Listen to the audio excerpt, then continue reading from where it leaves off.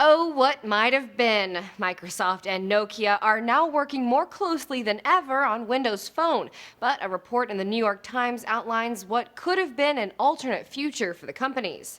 Insiders on a confidential Nokia project say before the Microsoft deal went through, the company was experimenting with loading the Android operating system onto its Lumia phones. The leading theory is it was a backup plan for the company, whose market share, the purple line on this graph from IDC, fell off a cliff a few years ago as iOS and Android really picked up steam. Partnering with Microsoft to produce Windows phones helped, but Gizmodo says the devices never saw the same success as the competition. The fact that Nokia was running Android on Lumia phones shouldn't be too surprising given the less than successful to date arranged marriage of Nokia and Windows Phone. These insiders say Nokia's experimentation didn't have any direct bearing on the company's acquisition.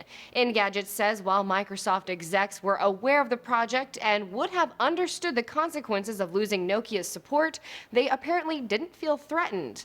And The Verge reports Microsoft was experimenting with the Surface Phone at the same time for the same reasons. If Nokia's work with Windows Phone didn't pan out, Microsoft apparently wanted to see if it could turn its tablets into a successful handset. Phone Arena suggests that worst-case scenario was plausible. Nokia reportedly wasn't interested in targeting its devices at the low end of the smartphone market. And if Nokia had packed up and left, Microsoft probably would have needed that Surface Phone, and then some, to plug the sudden gaping hole in its smartphone boat. Nokia devices make up more than 80% of the handsets running Windows Phone. Now, of course, the status quo is likely to remain unchanged. The New York Times sources don't know what became of Nokia's Android project, but it's not expected to make progress. Microsoft is scheduled to finalize its acquisition of Nokia in early 2014. For Newsy, I'm Logan Tittle.